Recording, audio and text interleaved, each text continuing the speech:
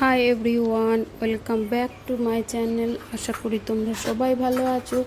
আমি Jhuma, happy life with Jhuma চ্যানেলে তোমাদের সবাইকে ওয়েলকাম।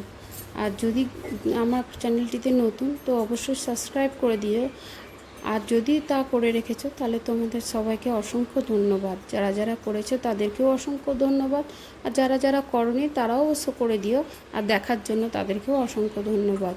আর এখন বেলা অনেক হয়েছে, মানে বেলা খুব একটু হয়নি, কিন্তু ঠাকুরের বাসনগুলো আমি সবার আগে ঘরটা পরিষ্কার করে নিয়েছিলাম। এবার ঠাকুরের বাসনগুলোকে ধুয়ে নিয়ে পরিষ্কারভাবে ধুয়ে নিচ্ছি, কারণ আমি এগুলো পিতাম্বরী পাউডার দিয়ে মেজে নিই, এতে খুব ঝকঝক হয় বাসনগুলো আর ভালো থাকে। তো বাসন টাসনগুলো ধুয়ে আমি আগে করি কি ঠাকুরের পুজোটা করে নিই, তারপর বাকি কাজগুলো মানে করি, রান্না বান্না। ঠাকুরের পুজোটা হয়ে গেলে একটা নিশ্চিন্তি ব্যাপার হয়ে থাকে। আর যেদিন দেরি হয় সেদিন হয়তো হয়ে থাকে না। আর এই কলা গাছটার পাতাগুলো কদিন থেকেই শুকিয়েছিল, কিন্তু আমার সেই সময়টা হয়নি যে পাতাগুলোকে আমি তুলবো। আজকে সময় যখন পেলাম একটু তুলে দিলাম। আর এইদিকে এই যে গাছের যে মাটিগুলো বৃষ্টির ঝাঁটে একটু একটু দেওয়ালের মধ্যেও কিন্তু গুঁড়ো গুঁড়ো মতো লেগে যায়, দেখতে কেমন লাগে। তাই আমি এগুলোকে রোজ যতটা পারি মুছে পরিষ্কার করে রেখে দিই, তাহলে অনেকটা ক্লিন থাকে। আর যদি মানে ওটাকে রেখেই দেওয়া হয় যে বর্ষার সময় মাটি থাকবে, পরে পরিষ্কার করবো, তাহলে কিন্তু আরোই বেশি নোংরা হবে, দেখতেও ভালো লাগে না খুব একটু।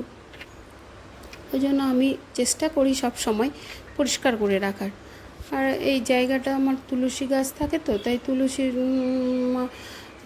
আমার এমনি কোনো মন্দির নেই, আমি এই টবের মধ্যেই রাখি। ওই জন্য এখানটা একটু ভালোভাবেই পরিষ্কার করতে হয় গাছে জল দেওয়ার আগে। আর এই বাসনগুলো না আমি এখন রোদে শুকাতে দিচ্ছি, কারণ কি যদি না শুকাবো না, এই যে জলের দাগগুলো বাসনের মধ্যে লেগে রয়ে যায়, তখন দেখতে বাসনটা আবার কেমন লাগে না। এই শুকিয়ে গেলে বেশ ভালো পরিষ্কার হয়ে যায়। ওই জন্য আমি এখানটাই শুকাই। আবার পুজো দেওয়ার কিছুক্ষণ মধ্যে আমি এগুলোকে তুলে নিয়ে চলে যাব, পুজো দেবো তখন। ততক্ষণ একটু শুকিয়ে নিই, হাওয়াও দিচ্ছে একটু, আর রোদ সেরকম নেই কিন্তু হাওয়াটা দিচ্ছে, এই হাওয়াটাতেই শুকিয়ে যাবে।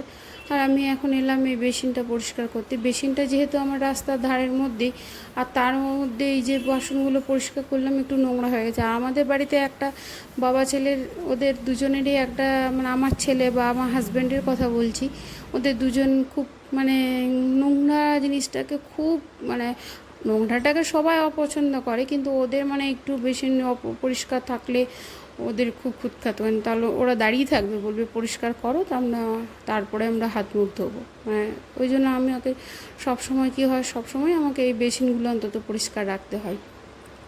তো আর করে নিলে হাতে হাতে কি কাজে জমেও থাকে না, সে আমাদের একার কাজ, তো আমাদের কাজ আমাদেরকেই যখন করতে হবে, আমার মনে হয় হাতে হাতে করে নেওয়াটাই ভালো। তাতে কি কাজটা খুব মানে বোঝায় না যে অনেক কাজ হয়ে গেছে। আর এদিকে আমি রান্নাটাও বসিয়ে দিয়েছি। আমি এভাবেই রান্নাটা করি, কারণ কখনো কখনো রান্না দেরি হয়ে যায় কাজগুলো করতে। ওই জন্য আমি কী করি, একদিকে রান্না বসিয়ে দিই, রান্নাটা গ্যাসের সিমে হয়, আর একদিকে আমি নিজের কাজে ব্যস্ত থাকি। তাহলে কি দুরকমই হয়ে যায়, একবার নেড়ে চেড়ে গেলাম আবার করলাম। আর আজকে এই ডিমের কারিটা এখন বানাচ্ছি, ভাতটা আগেই নামিয়ে নিয়েছিলাম। ওই কাজ হতে হতে ঘর দর যখন পরিষ্কার করছিলাম, তখন আমি কী করি, সকালে উঠেই না আগে বাসি কাপড়টা ছেড়ে নিই। বাসি কাপড়টা ছেড়ে নিলে না সব কাজ করা যায়। আমি ভাতটাও বসিয়ে দিয়েছি, ঘরের কাজও করছি, আবার হ্যাঁ পুজো দেবো তখন আবার একবার জামা কাপড় ছাড়তে হয়। আবার অন্য দিন কী করি, বাসি কাপড়টা ছেড়ে আগে ঘর পরিষ্কার করে ছেড়ে তারপর পুজোটা দিই, তারপর রান্নায় লাগি। তো আজকে রান্নাটাই আগে করে নিলাম, এরপর পুজোটা দিয়ে নেব। আর এটাই আদা, তারপর টমেটো আর রসুন পেঁয়াজ এই সব একসাথেই বেটে নিয়েছিলাম। আর একটু নুন হলুদ আর এই জিরে গুঁড়ো এই দিয়েই ডিমের কারিটা বানিয়েছিলাম। মশলাটা ভালো করে কষে নিয়েছিলাম। মশলাটা যখন কষা হয়ে গেছিলো তখন তার মধ্যে একটু জল দিয়ে তারপর ডিমগুলোকে আমি কী করি, ওর মশলার সাথে একটু কষিয়ে নিই। কষিয়ে নিয়ে ওটা আস্তে আস্তে হতে দিই, দিক দিক করে হয়ে গেলে তার মধ্যে যদি একটু ধনে পাতা থাকে অবশ্যই ধনে পাতা ছড়িয়ে দেওয়া যায়, বা গরম মশলা। আমি কোনোটাই ইউজ করিনি, কারণ ধনে পাতা ছিল না, আর গরম মশলা দিলাম না, কারণ শরীরটা কারোরই ভালো নেই, ওই জন্য আর গরম মশলা দিলাম না, ও হালকাভাবেই করলাম। আর তার সাথে দিয়ে দিয়েছিলাম দুটো সেদ্ধ করা আলু, কারণ আলুটা আমার আর আমার ছেলের আবার একটা মানে লাগে। তোমাদের দাদাভাইও তো আলু পছন্দ করে না। তার আর বেশি কিছু আজকে বানাইনি, ওই ডিমের কারি, ডাল, লাউ সবজি আর চাটনি, ওই আমড়ার চাটনি এই বানিয়েছিলাম। আর বেশি কিছু করিও নি। বেশি কিছু আমাদের বাড়িতে খেতে ওরা পছন্দ করে না, বেশি সবজি খেতে পছন্দ করি আমি, কিন্তু ওরা বাবা ছেলে অতটা পছন্দ করে না। এবার আমি যেহেতু একার জন্য করব, তাই ওদের জন্য করি বলে ওরা খায়, কিন্তু খুব বিরক্তিতেই ওরা খায়। ওদের দুটো কোনো আইটেম দিয়ে দিলে ওরা বেশি খুশি হয়, বলে এত সবজির মধ্যে ভাতটা টেস্ট হয় না। আর রান্না বান্না কমপ্লিট হয়ে গেছে। এবার আমি এসেছি ড্রেসিং টেবিলটা পরিষ্কার পরিচ্ছন্ন করতে। আমার ড্রেসিং টেবিলের ড্রয়ারটার অবস্থা খুবই শোচনীয়। তার মধ্যে কিছুদিন শরীরটা অসুস্থ ছিল, যে যেমন পেরেছে সে তেমন রেখেছে, আর আমিও কিছু কিছু ছড়িয়ে ফেলেছিলাম, এই জন্য ছড়ানো ছিটানোভাবেই ছিল। আজকে দেখলাম না, এটার ব্যবস্থা করতেই হবে, কারণ একটা খুঁজ দিকে আরেকটা আরও দলা পেকে যাচ্ছে। আর এই যে আমার গোছানোটা কমপ্লিট হয়ে গেছে। এখানে রেখেছি যত সমস্ত ক্লেচার আর ওই হেয়ার ব্যান্ডগুলো, কারণ কি এই দুটোই তো বেশি লাগে, ওই জন্য তাড়াতাড়ি। আর এটা তুলো ছিল, তুলোটা কভারটা ছেড়ে গেছে বলে এটা এই ব্যাগটার মধ্যে রাখলাম যাতে ডাস্টটা না বসে। আর কিছু মেকআপের জিনিস রাখলাম যেগুলো সচরাচর আমার টুকটাক লাগে, সেই সব জিনিসগুলো এর মধ্যে রেখে দিয়েছিলাম। আর রেখেছিলাম টিপের কতগুলো পাতা। আমি টিপ খুব একটু ইউজ করি না, তবুও রেখেছিলাম, কম ইউজ করলেও তো করি। আর এই পাথর দুটো আমার একজন জ্যোতিষ পড়তে বলেছিল, তো এটা হলো পোখরাজ, বাঁধানো হয়ে গেছে। এটা আমি পরবো বলে এখনও পড়া হয়নি। আর এটা আমি আগে থেকেই পড়ে থাকতাম, যেহেতু শোধন করাতে নিয়ে যাবে পোখরাজটা, তাই ভাবলাম সব দুটোই একসাথে শোধন করিয়ে আবার ফ্রেশভাবে পরবো। আর এটাতেও দুটো আংটি আছে, এইগুলো আবার নতুন করে বানাতে হবে। আমার পান্নাটাও একটু ছেড়ে ছেড়ে গেছে, ওটাও বানাতে হবে। আর ছেলের একটা নতুন দিয়েছে বানাবো। আর এটা আমার ওই চশমাটা আছে, যেটা ওই সানগ্লাসটা। আর এটাতে আমার থাকে কিছু খুচরো পয়সা। এই পাউচটা আমার খুব পছন্দ, বেশ ছোট্ট একটা কিউট টাইপের। তো এটাতে খুচরো পয়সাগুলো কি হয় এদিক ওদিক ছড়িয়ে থাকে, খুব বিরক্ত লাগে, আর দরকারের সময় পাওয়া যায় না। ওই জন্য আমি এই ব্যাগটার মধ্যে যত খুচরো সংগ্রহ করে এখানেই রেখে দিই, তাহলে চট করে পেয়েও যাওয়া যায়। বিশেষ করে পুজো দেওয়ার সময় ওই 1 টাকা কয়েন আর খুঁজে পাওয়া যায় না, বা কোথাও তীর্থস্থান গেলাম কিছু খুচরো নিয়ে যাব হাতে দেওয়ার জন্য, সেটাও আর পাওয়া যায় না। আর এই মেডিসিনগুলো যেগুলো আমি সচরাচর রোজ ইউজ করি, সেই সব মেডিসিনগুলো এর মধ্যে রেখে দিয়েছি। আর হেয়ার ড্রায়ারটা তো লাগেই। আর এখানে আছে কিছু পিন আর সেফটি পিন, যদিও খুব একটু ক্লিপ টিলিপ আমি ইউজ করি না, তবুও রেখা হয়েছে। আর এখানে আছে একদম ছোট্ট ছোট্ট যেসব কানেরগুলো খুঁজে পাওয়া যায় না, সেইগুলো। এটা ছেলের ছিল, এই বক্সটা ছেলের কাছ থেকে আমি চেয়ে নিয়ে নিয়েছি, ওর এখন অতটা লাগে না। আর এখানে আছে বড় বড় কিছু কানের, যেগুলো কোনো অকেশনলি বা কোথাও কোনো ইভেন্টস ছাড়া পড়া হয় না, তার জন্য এইগুলো এখানে রাখা আছে। আর এই বক্সটা আমি কিনেছিলাম পুরী থেকে, পুরীতে আমার পছন্দ হয়েছিল, ওই জন্য তখন আমি এটা কিনে নিয়েছিলাম। তো এই যে আমার এই প্রথমে ড্রয়ারটা অনেকটা আগোছালোটা পরিষ্কার পরিচ্ছন্ন হলো। ইচ্ছা আছে আরও কিছু ভালো করে ডেকোরেশন করা, তা এখনকার মতো এতটুকুই করলাম। আর এই নিচের ড্রয়ারটাই আছে আমার কিছু আর্টিফিশিয়াল জুয়েলারি বক্স, এগুলো টুকটাক ইউজ করি। হ্যাঁ, আর তার পাশের বক্সটাতেও আছে কিছু আর্টিফিশিয়াল, ওই গলার পরার জন্য, কোনো অকেশনলি পরার জন্য রাখা আছে। আর এটা আমার মেডিসিনের বক্স, আমার বলতে বাড়ির সবার যার যখন লাগে কিছু। আর এটা সুতোর বক্সটা এখানেই রেখে দিয়েছে। আর এই ব্যাগটা নিয়ে আমি যখন যাই, এটার মধ্যে আমি মেকআপের কিছু টুকটাক জিনিসপত্র নিয়ে চলে যাওয়াই হয়। আর এই নিচে আছে আমার কিছু অরিজিনাল গোল্ড জুয়েলারিগুলো, মানে একটা অকেশন ছিল আনানো হয়েছিল, আর বাকিগুলো সব লকারেই আছে। এইগুলো লকারে চলে গেছে যখন, কিন্তু আমার কাছে ছিল তাই আমি দেখিয়ে দিলাম। আর বাকি এই টুকটাকই আছে, সেরকম কিছু এখানটাই নেই।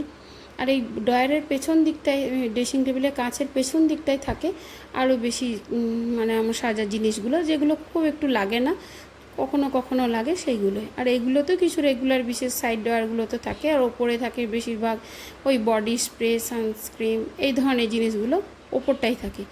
এইভাবে আমি আমার ড্রেসিং টেবিলটাকে অর্গানাইজ করে রেখে দিয়েছি, যতটুকু পেরেছি এইভাবেই গুছিয়ে টাছিয়ে রেখেছি। তো ড্রয়ারটা তোমাদেরকে দেখালাম।